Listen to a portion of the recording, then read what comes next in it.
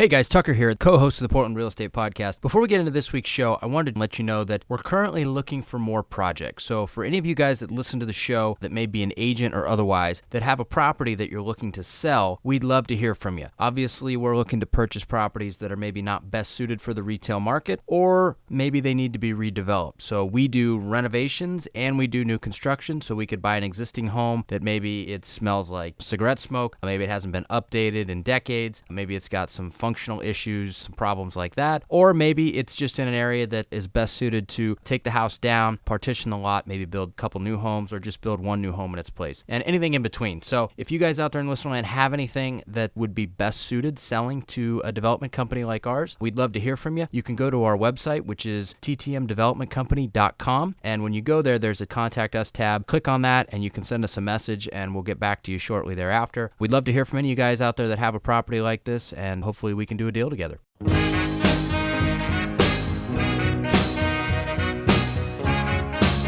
This is the Portland Real Estate Podcast, your number one place for anything you need to know about the Portland real estate market, along with in-depth interviews from our local real estate industry experts.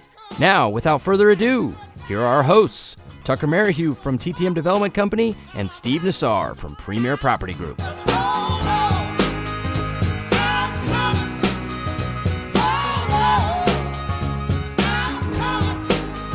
All right, everybody out there in listener land, welcome back to episode 99. That's right, we're close to number 100 of the Portland Real Estate Podcast. We're back this week.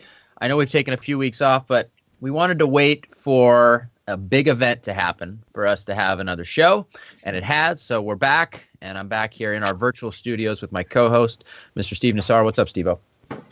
Hey, Tucker. Good to be back on the show. We just saw each other, I guess, a week ago, actually. Can you believe how time has flown? It was at the block party. Awesome event. That's basically what the entire show is about today. Here we are. We're in the dog days of summer. Really, really hot out. Everybody's tan. By the way, I just did a piece on this to my database, my client database. I sent an e-newsletter out and had a few topics, but do you know why they call it the dog days of summer? I don't, but I will. It has nothing to do with dogs. It has nothing to do with lazy days. It goes all the way back to Greek origin. The dog star is the Sirius star, and it's the brightest star in the sky. And at this time of year, it does something special that they classified as the dog days of summer. So it has to do with the celestial stars is what it has to do with. But it's a pretty well-known term that kind of signifies those hottest days of late July, August. And here we are. I like it. Where's my fun factoid? I like it.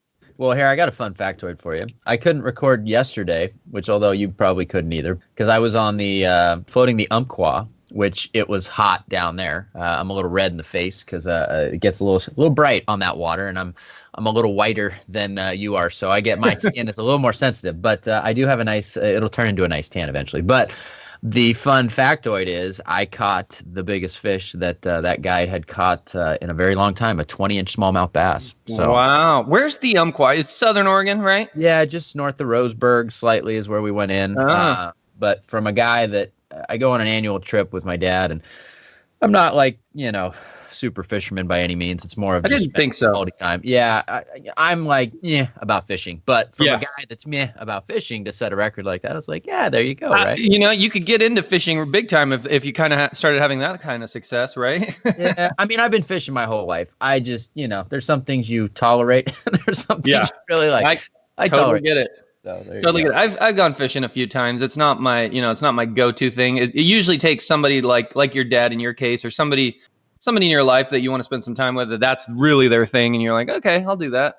Yeah, kind of my thing. But anyway, I've got a cool picture, so the memory will forever live on, and I set a record. So awesome. Dog days of summer, it was hot out there, got a nice tan, and as you mentioned, everybody's tan because it's that time of year, at least if you're outside. Yeah. So, but we're here to talk about the big event that happened last week, and of course it goes on for the next month. one that I did 6 years ago that I will never ever do again. Probably. Really? I remember when we interviewed Randy Sebastian on this podcast, I swear he said he was never going to do it again. Remember? Didn't he say that? We need to go back through the archives. Dan, help us on that one. We might need to I see think- if he said that.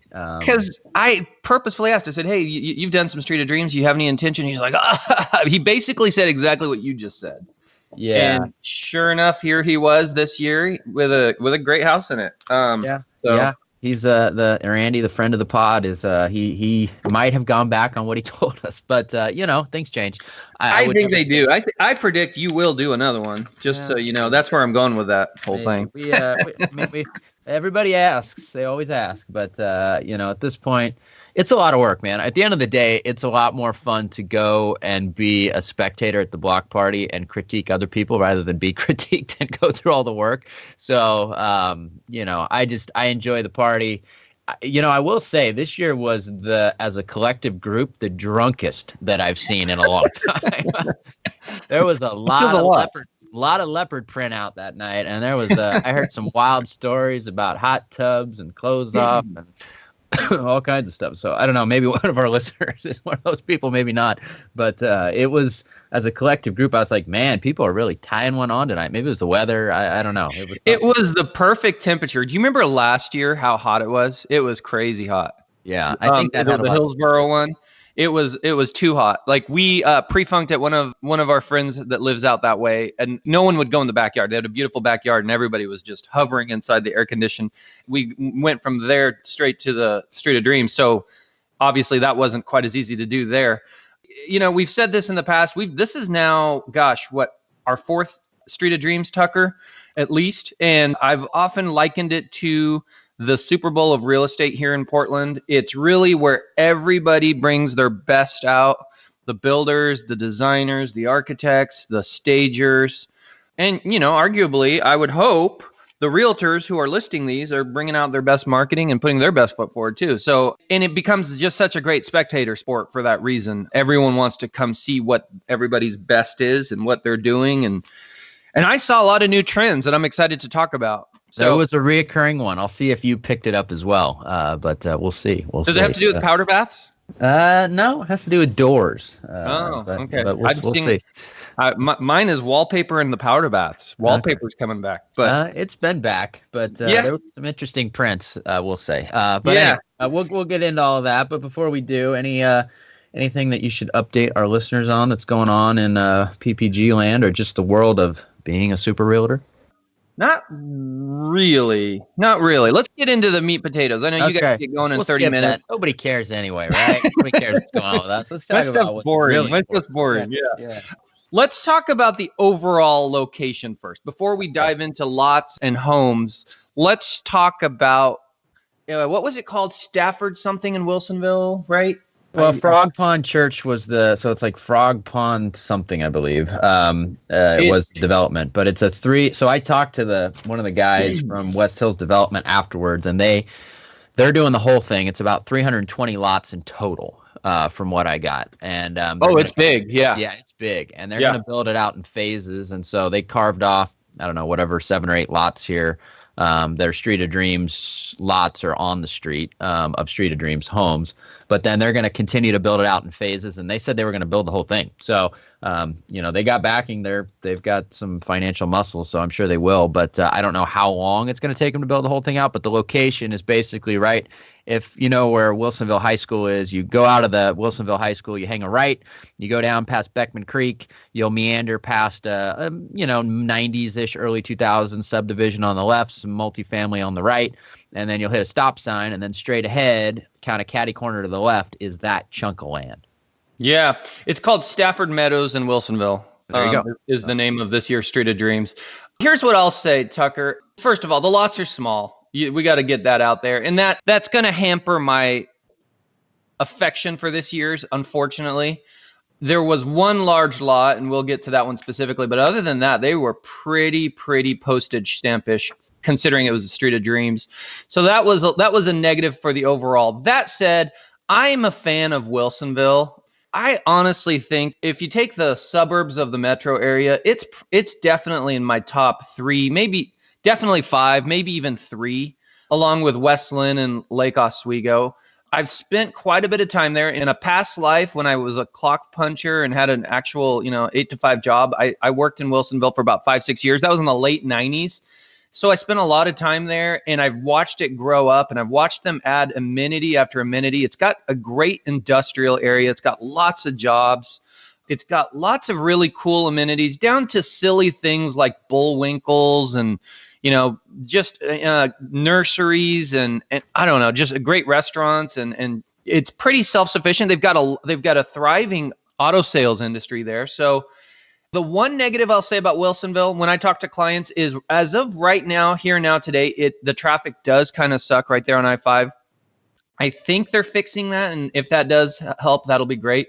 It's on the river, just like Westland and Lake Oswego. It's on I-5. It's traffic aside, it's a nice straight shot into downtown Portland. And I will correct you briefly, though. The traffic doesn't kind of suck. It really sucks. Yeah, it does. That's probably the only negative thing I have to say about Wilsonville. And it does have some nice real estate. Obviously, want river properties on both sides of the river. I think it was a great location. Far better, in my opinion, than Hillsboro. I get a lot less excited about Hillsboro. From a standpoint of high-end homes, I get more nervous in Hillsboro that community doesn't support high-end million-plus homes, whereas Wilsonville, I have no worries there. So what else do you have about the overall location, Tucker? I think it's one of those locations that's going to fill in and connect, right? You've got Wilsonville to the Stafford area to Tualatin. So, that Stafford area, it's highly desirable for kind of country-esque feel. You're on the edge. There's a lot of like rolling hills and, things like that. I actually went to Beckman Creek, that elementary school, the first year that it was open when I moved here from the lovely Aloha. So from Hawaii? No, the other Aloha. So I've seen Wilsonville grow a lot as well. It used to, everybody used to shuttle to Westland High School. They had Wood Middle School. And it was a long haul, and it was just very different. They had a Denny's, and that was about it, and a grocery store. And now they've got all kinds of things. So, it's grown up a lot. I think it's got the biggest Subaru dealership on the planet there at this point, which is something to be seen if you haven't. You drive by down I-5 South, it's on the right side. They got a lot going on there, so it's definitely a good location. I think that here's the challenge, right? The challenge, and everybody knows this, so it's not like this is something that is a critique that nobody's aware of, but you've got a 320 lot subdivision. All of the other lots are probably going to be about the same size lots, right? So from a builder perspective, you are now, and the price of the other homes that are going to get built out, my guess is probably $800,000-900,000. That's probably where they're going to land. So it's a little more affordable, kind of fringe Wilsonville housing. Maybe they push it a touch more, but I don't think, $800,000-900,000 is probably the sweet spot there for new construction on those types of lots. And so now you've got homes that are, 6 houses, 5 houses, whatever, within a street, within a subdivision, that then you're going to try and market them for substantially more than that because they've got some more amenities. That's the challenge from a builder's perspective for me. That's why when we did Street of Dreams, we did it on one street. It was Stonehenge Terrace. And if you still go by Stonehenge Terrace, it is super Mac Daddy. I drove by it yesterday, and it's like there's a who's who of who lives on there, and there's like 9 houses, and that's it. That's it. Yeah. There's nothing else, right? And so that's why we did it that year, because I was like, this is a Street of Dreams location. Like, this is what it is. This is what it's meant to be. And I understand the challenges on the HBA side and trying to find land and places to do it. It's not easy, right? So they got places. But the challenge then, if you do pick a location like this, is that it kind of pushes the challenges onto the builders, because now you're building a home that's show worthy, right? Because you need people to be oohed and awed a little bit. But you're doing it within a 320 lot subdivision, or what will be a 320 lot subdivision, kind of like what happened last year in Hillsboro, except there's no golf course, right? Yeah. So I don't know. That's the challenge for me in terms of where it's located. It's a great location for where people want to have quality of life and live. But if you look at it from a show perspective and the price points that come along with show homes, a little challenging. That would scare the you-know-what out of me to build a house in there. It really would, because I would think we would be taking a big risk financially to kind of swing for that type of price point. And it was on a little bit of a busy street on both sides. Yeah. There was a couple that backed to a busy street. Yeah, or lot number 4 or house number Yeah. 4 back to a Beckman Road. Yeah. Definitely, a lot of people were half drunk at the probably didn't realize that because they did a nice job of putting up some landscaping back there. But that's a high traffic street, big cut through. The other road as well, Stafford, it backs up because people are trying to get around I-5. So you got traffic on both sides. There's no question during heavy traffic hours. Yep. Yeah. So, I mean, again, I guess to sum it up, I like Wilsonville as a community. The site itself was, it was just, there was no views. There wasn't really, anything per se that was a great draw there. And you made a good point. Last year, say what you want about Hillsboro, a lot of those houses had some gorgeous. I remember when the sun was going down, I could see some golf carts going out there, and you just saw this beautiful golf course in the back. So there just wasn't that draw to this year. So that was a challenge, and I totally get it from the builder standpoint of risk that they were willing to take and running up the price point. And they didn't. Did anything exceed 2 million? I don't think so. No, I don't believe so. I think the highest was somewhere. I think Renaissance 1.8 was Red Hills. One was undisclosed. Yeah, I don't think there was anything in the 2 million. So no, I think 1.8, 1.9. I think Renaissance is at 1.8, 1.9. If memory serves, I looked at it before the block party. But it'll be interesting to see how they sell. At the end of the day, you can build a show house, you can have a great time, but financially it has to make some sense, whether it be from a branding perspective, whether it be from a future business perspective, or whether it just be from a profitability perspective. And I don't know, these builders, they might be blending the three of those to kind of make it. And there's also a little bit of thing called ego sprinkled on top, right? Yeah. A lot of guys do it every year. So you blend all that together, and then they make a decision based on that risk and kind of those factors. But that's the location. So, it is what it is. It's a great area, but it's got some challenges for Street of Dreams type of show, especially based on lot size. So that, I think that's a pretty good synopsis for our listeners for the area. When we go into the show, so let's maybe talk about the houses within the show. What was your initial take? I'll let you kick it off. We can kind of go through houses 1, 2, 3, 4, 5, 6 if you want, or however you want to talk about it. But I've got them queued up here, so maybe. Okay. Yeah, I went back, by the way, Monday for Realtor Day, and I was there for 2-3 hours, and I did tour every home again, and I had my little book here with my notes. You can see. So I'm fully ready for this. So yeah, generally about the houses, I really, really wanted one to have a swimming pool. When I'm going to the Street of Dreams, and you're at the Super Bowl of real estate here in Portland, you really want something exciting that can really encapsulate that. And to me, a great house. Make no mistake, the quality of the houses is fine. There's nothing wrong with the houses, the construction, the amenities. There's plenty to be talking about there. But when you're spending big bucks, and you're having an event like this, I just like to see. I like to either see a swimming pool. Which, by the way, the great thing about pools is not just the usage of it, but pools create a great view, a great backdrop to houses, especially at night. You have the lights on it. I like to see a great view of sorts, some kind of great water feature or something. And there just really wasn't anything that wowed to that effect. In fact, like I said before, most of the lots were really small.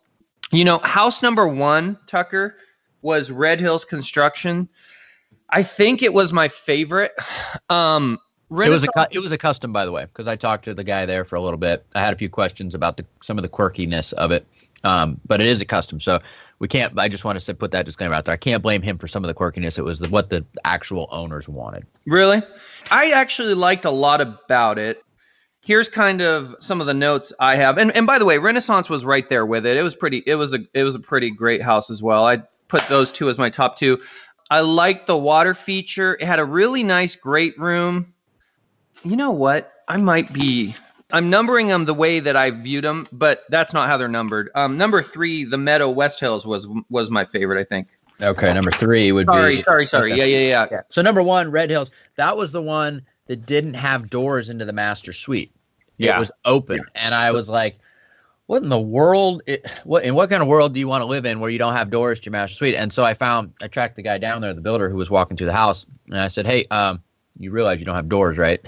Just a big open, and you didn't even leave a place to really easily frame indoors based on the way that they did it. There was just kind of this alcove area, and he was like, yep, it's an older couple, it's just them, and they just don't want doors. And so there you go. So it's what they wanted. But I actually thought that house from an exterior perspective, I liked it. I thought they did some good things. They had kind of a multi-car garage. I think it was either a 2 or 3 car on the left side. I don't remember exactly. I'll look at the plan here. Looks like 2 cars, so 3 cars in total. It was nice. It was I like the exterior more than I like the interior, but I like the overall design of that house, and it flowed pretty well. Yeah. So very sorry. Number 3 was what I was counting as number 1. So this is number 1. This is the one on the other street. There was 2 on the other street. And this one wasn't terrible, but it definitely wasn't my favorite. I liked the water feature. I put that in here. Nice, great room. It had 2 outdoor areas or 2 large doors to the outside, which kind of gave it a cool flow. And that was number 3 is the Meadow from West Hills Homes Northwest, the white farmhouse. Yeah. Yep. And we'll get to that one here in a little bit. There was a lot of innovation on Red Hills. Bespoke is number 1.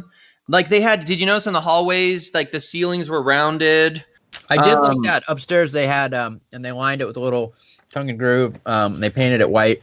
It was a cool feature. I did like that. I saw it and I was like, oh, that's cool. So they did do some detail stuff that I did enjoy. They had herringbone inlay in their ceilings. The game room upstairs was really cool. It was a good game room. I liked that a lot about it. I didn't like that it had no privacy. When you were in the backyard, the house behind you just looked straight at you. It reminded me of, $400,000 or $500,000 houses I sell in Hillsboro.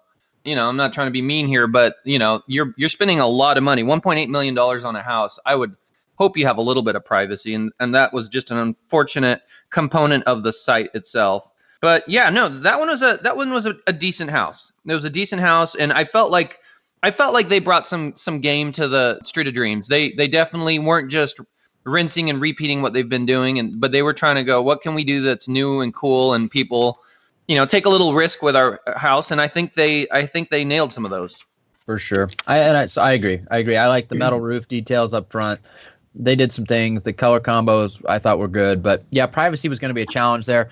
To defend the builder, it's a custom, right? So they're building it with somebody else's money. So if they're okay with no privacy, they're okay with no privacy. Would I like that for $1.8 million? No, but they did. So, good for them.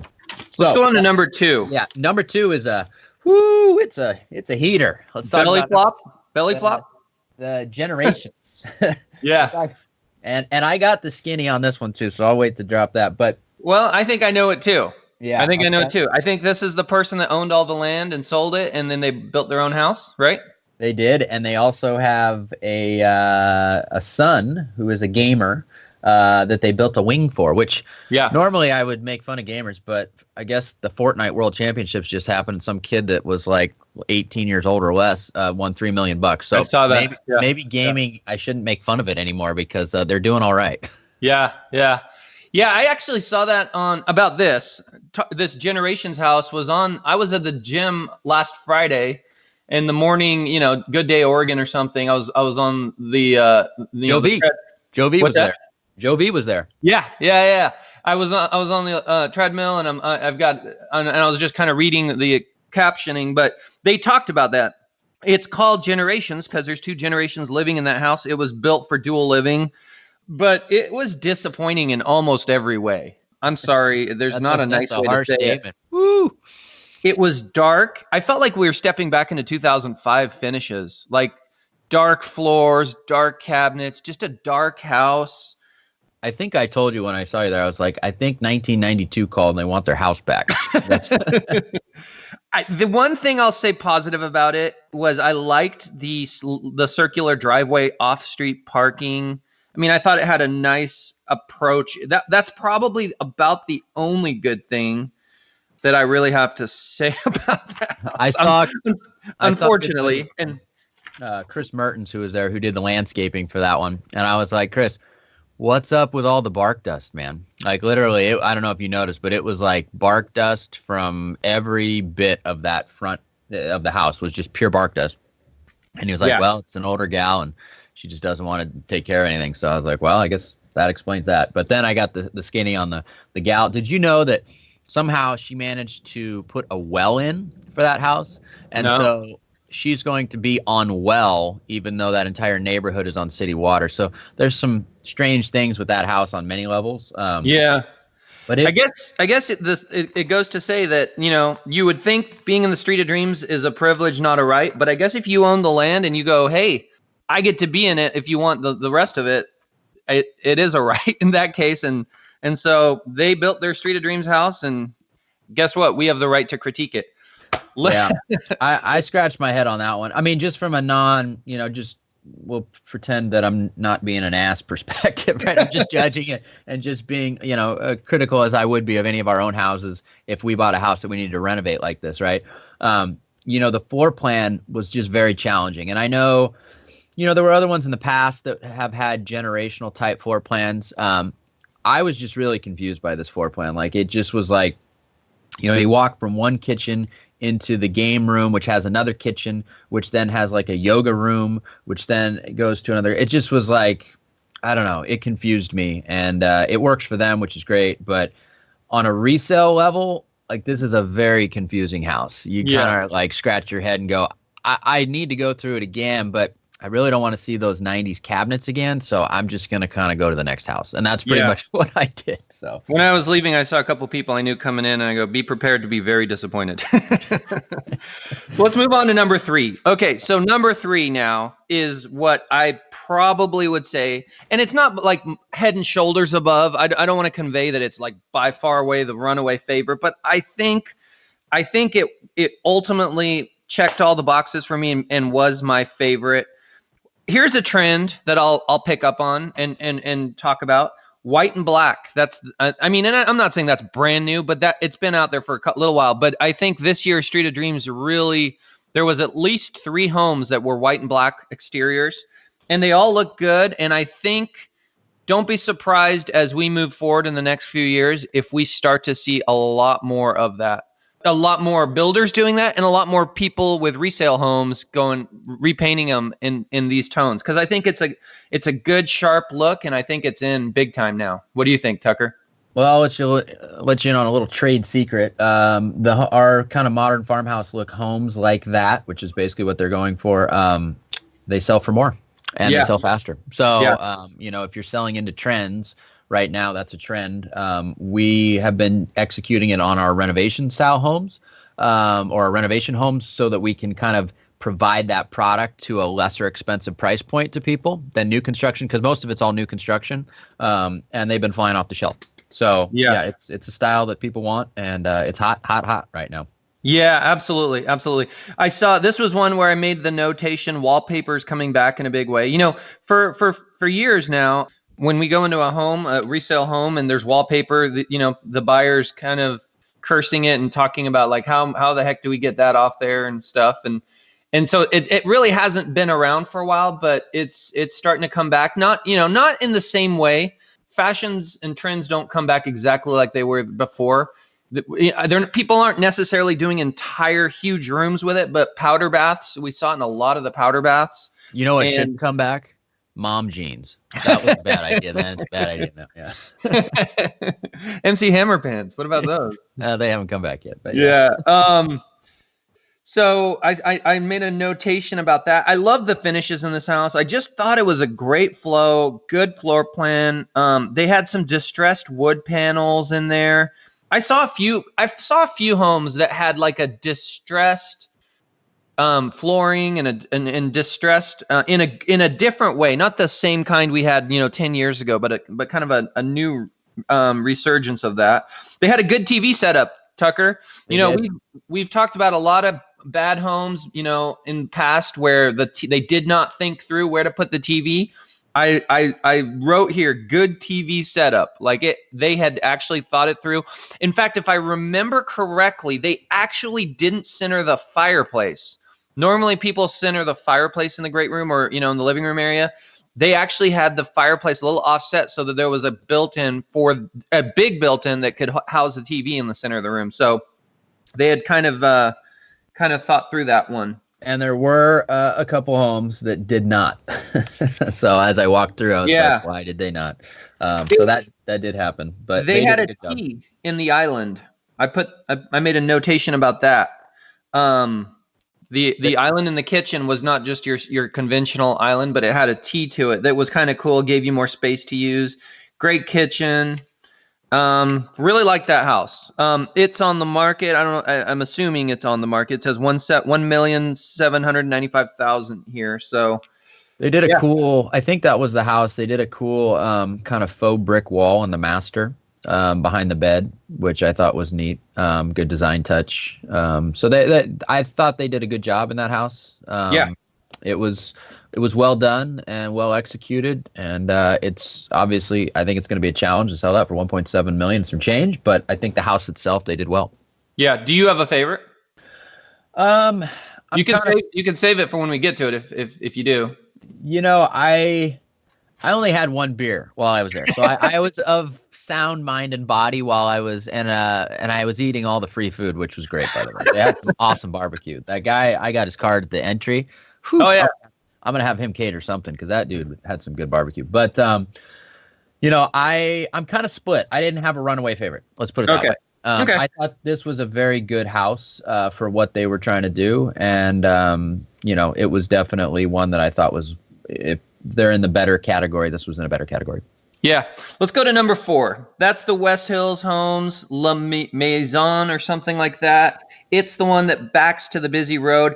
Great curb appeal. I love the copper roof. The little, what do you call that, Tucker? You got a picture of it there? It's copper roof. I believe they did copper. If they did, they spent a fortune on it. So a portion of it is copper. Just the entryway, the area over the entryway was copper, and it had a really sharp look. Good curb appeal. Let's see. One trend I noticed, Tucker, and I wrote it on a couple of the houses, and this was one of them. You know how for years, and maybe I'm wrong here, but it feels like this is new. For years, outdoor living has been around for a long time. That's not new. But for a long time, what you would have is the back of the house. You would have a wall with big doors that opened up. What I'm seeing more of now is there's corners to that. In other words, you've got 2 doors. One goes this way, one goes that way. So you have a big corner that is going out to the house. And I saw that in several houses, and it was just an interesting observation I made. Yeah, that was the biggest observation that I made as well. A lot of them had it to outdoor living area. One had it actually to the den or the office. So it was kind of like they executed it there. So that was kind of the reoccurring new thing that they were doing. It's not a cheap thing to do because you've got to generally bring in steel beams in order to carry the load to be able to do that, because normally the corners of the walls there are going to carry a big load for the house.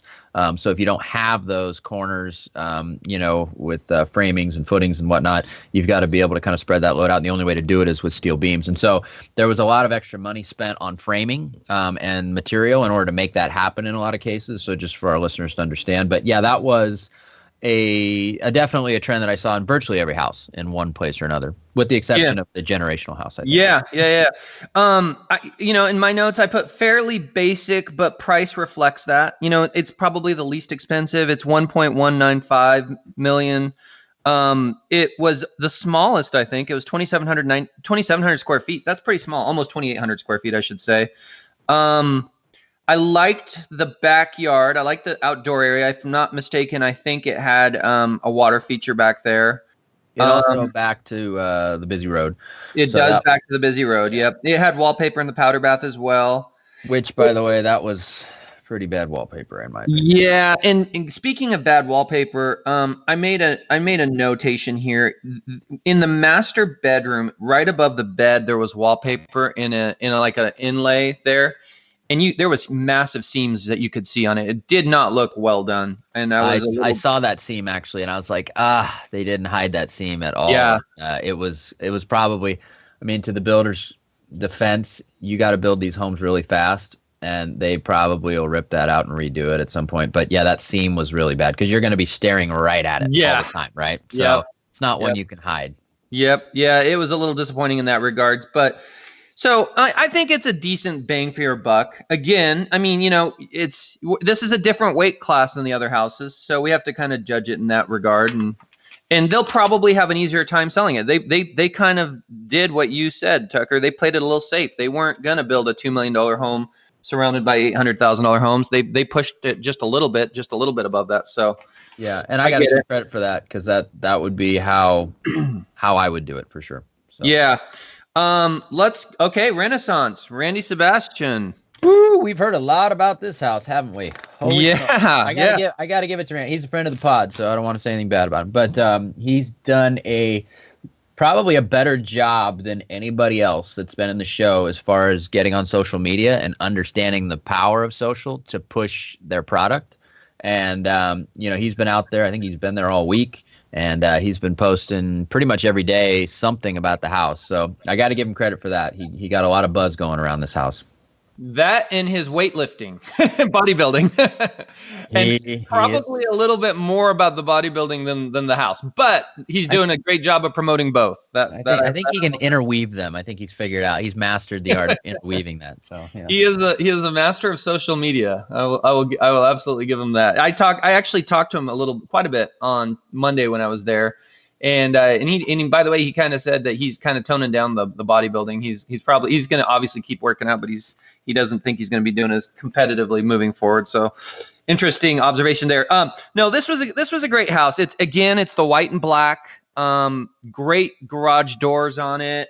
Good curb appeal, called farm to table. Notes, I like the black shiplap inside. He did not nail the TV spot, unfortunately. Nope. Sorry, I noticed that. I went in there and I was like, dang it. If you're gonna press that highest price point, like center the damn TV in the room. Yeah. Just do it. And I don't know, maybe there were some challenges and reasons why they didn't, but you got to overcome those challenges. You got to center that TV for sure. Yeah. He did some cool innovations. I liked, so in the bathtub of the master, there's that little garden area courtyard that you look at. And then you can also see it from the shower. Yep. And I thought that was pretty cool. I thought it was a neat little and that's when I talk Street of Dreams, it's not just about the house, it's about the views and what you're looking at. And I thought he worked with what he had there and did something creative that was cool, that added an element of wow to the house. I asked him, I went over and talked to him. I said, hey, how do you take care of that area? And he said, there's a little door there from the outside. So you are able to water that and take care of it. It's not just going to die on you. So that was good. I did like that. I also liked the way they did their concrete in the back. I believe they stained it. And I thought that the coloring turned out really nice. So their outdoor living area, it gives it kind of a richer look, which is nice. They had some cool tile in the upstairs kids' bath above the tub. Which is, it's the cheapest bath, but I like the tile. I thought it was cool. The one thing I will say is that the approach to the front door is going to be messy because there's basically they did big like block steps up or poured steps, I should say. But in between it, you've got dirt and plants, right? So like I'm thinking from like a kid perspective, I'm like, shit, my kids are going to track so much crap into the house from that. And I was like, they should have lined it with gravel or some sort of, they did decorative black stone in the back in between the pads. I thought they should have done that up front just from a, I guess a usability perspective.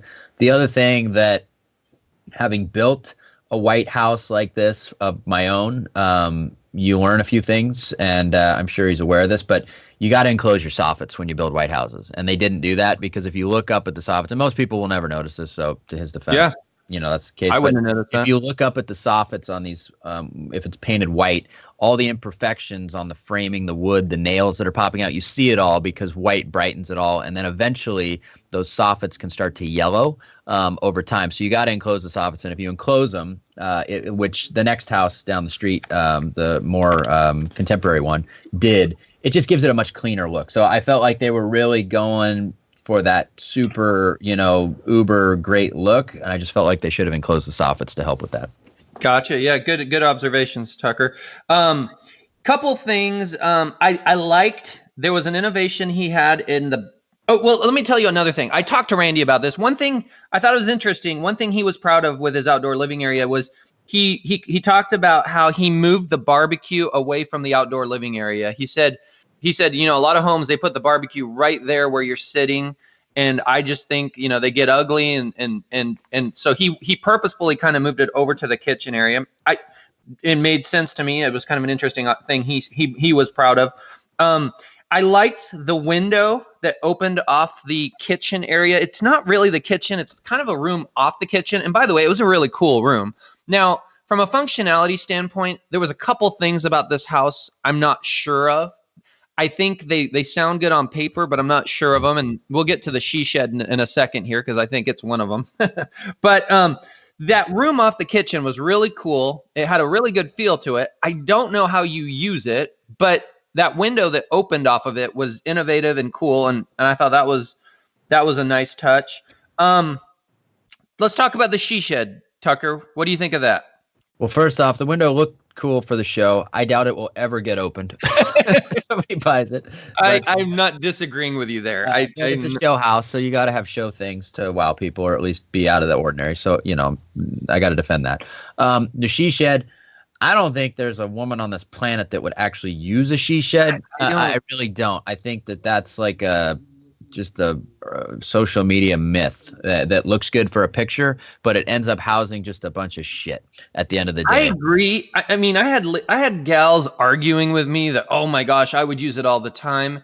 And I'm just like, what for what? Like, and I get, okay, you want to be alone, you want to be with your friends. Well, why don't you go in an upstairs bonus room? Why does it have to be in the backyard in a separate structure that requires all new framing? It just doesn't seem like an efficient use of money in building a house. Yeah, I mean, again, it's a show house, so you got to do things to attract people's attention. I think ultimately it won't be a she shed, it'll be a he shed at the end of the day. Yeah, whoever buys it. Because you got to store stuff, and it's just going to be a storage shed at the end of the day. Yeah, so I wasn't, I'm not sold on the idea that I need to have a she shed, nor do I think, every buyer out there needs to have a she shed. But it was an interesting little add-in. It was a tiny lot, unfortunately, really, really small. Like when you walk out the back door, I mean, you're quickly approaching the fence. I liked the I made a note here that I thought the pantry seemed more decorative than functional. I like the herringbone floors. Great laundry room. I do like a great laundry room. And I think one thing that really in my mind, what sets great laundry rooms apart from not so great ones is windows. It's kind of nice to have some natural light in the laundry room. There was a couple homes in the show that had big laundry rooms, but there was no natural light. And this one did. It had a great laundry room. I think there's a mud room right off of it. I liked the windows in the closet, but I wondered if they needed blinds. Eventually they would, yes. I liked the upstairs landing. He did do an RV garage, so that was the only one there that did that. So if you have an RV or a super hopped up truck, you can put it in your RV garage. So I was walking with somebody. I was like, well, why didn't they just attach it? And I was like, well, the way they did the window upstairs if you're looking at the house, the far right side, it just would have made it more challenging. I don't know what their, requirements were as far as lot coverage, setbacks, things like that. They probably could have attached it, but it made it so that they could make the house architecturally probably more desirable looking if they detached it and then still maintain their setbacks to the right side of the lot. But I like the idea of the RV garage. I think that people will like that because again, it's another place to put stuff. Very doubtful whoever buys that's going to have an RV, but they may. So who knows? Yeah. Yep. So last one. Let's move on. Everett Custom Homes. This one was priced at about $1.5. I have some notes here. Oh, it was the more contemporary modern one. That's right. Yeah. It had the interesting wine display, which I think is cool, but I don't know. I think that could go both ways. Like, I think it definitely pigeonholes your buyers. Do you remember, what did you think of that wine display, Tucker? I mean, it's definitely a focal point. Like, you better have nice looking wine, I guess, is where I'm going with that. I think for some buyers, they love it. For other ones, they're like, what do I do with it? So, Yeah. the house that was next to us at Street of Dreams when we did it ended up selling that house to a very notable blazer because it had that, Yeah. on the resale of it. So, wine displays like that are kind of, you love it or you're like, what the hell do I do with it? And so as long as the person that buys the house says, I love it because I like to drink wine, then it works out. Yeah, it's just I guess I mean wine, like you have all these different labels of wine, and it's not to say they're not good wines, but do the labels match? Do they, are they aesthetically something you want centered in your house, or do you want, a great wine cellar where you can, go to and there they are. So I just think it becomes challenging to make it a decoration in your house or something, or a centerpiece, in that, you open up a lot of risk there. It was it had the white and black front, like a lot of them. It had a formal sitting area to your left, which I thought was interesting. Builders have really, in the last 10, 15, 20 years, they've really gone away from the formal living room. And they kind of had it there. The room that nobody uses there as you enter on the left. Oh, yeah. Did you notice that? I did, and it is definitely a room that nobody uses most of the time. They had the corner outdoor access again.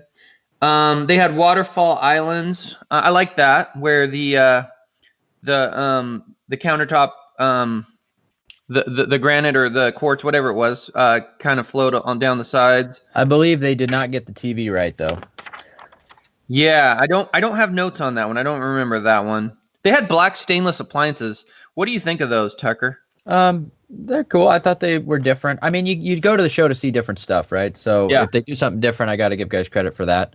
I was hoping to see some of the new white appliances that have come out, and I didn't. And we're going to be doing those in one of our Lake Oswego houses. But I thought somebody would take a risk or push the envelope and do some of that, but I didn't see it, unfortunately. Standard TV and Appliance has a booth at the show. They have them there on display. I was actually waiting on some friends as we were leaving on Monday, and so I was kind of standing right there by Standard TV and Appliance.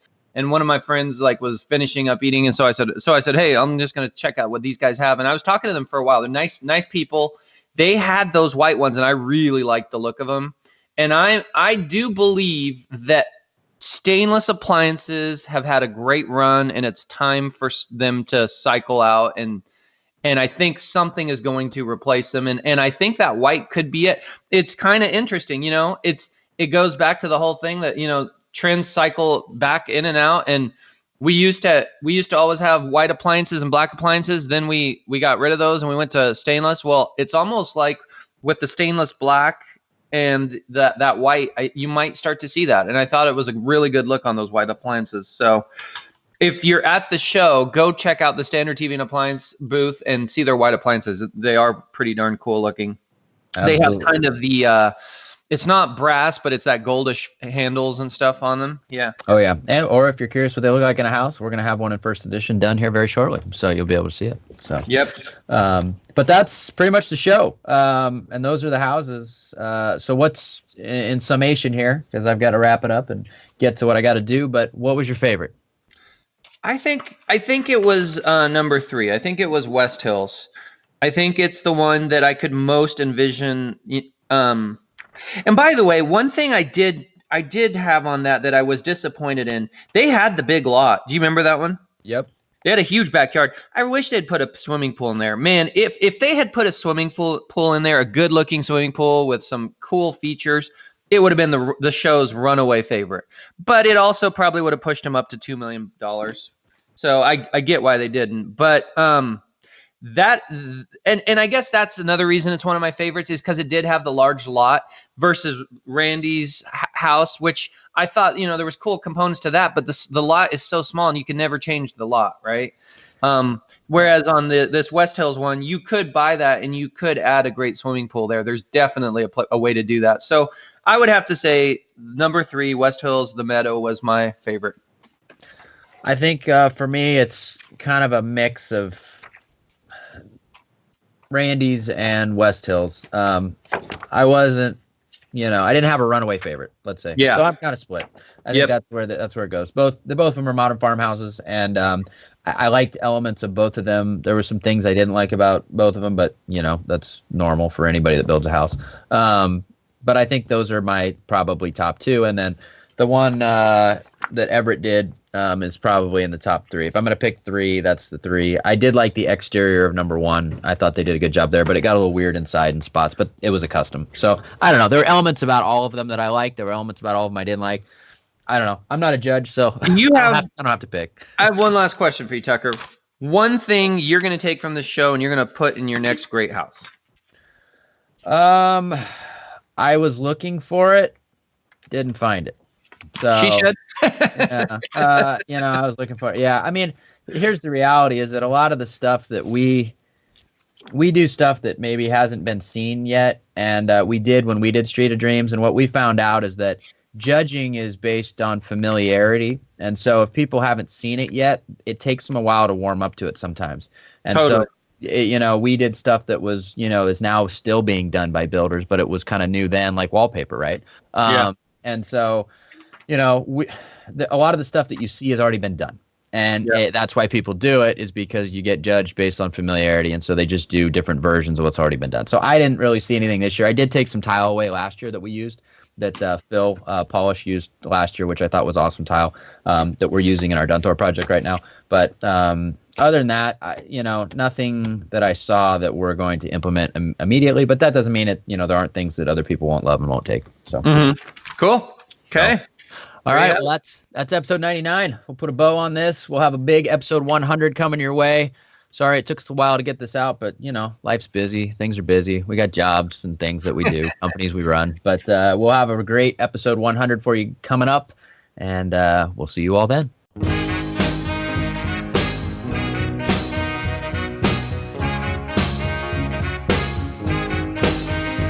Thanks again for listening to our show, and make sure to tune in next week for another great episode of the Portland Real Estate Podcast.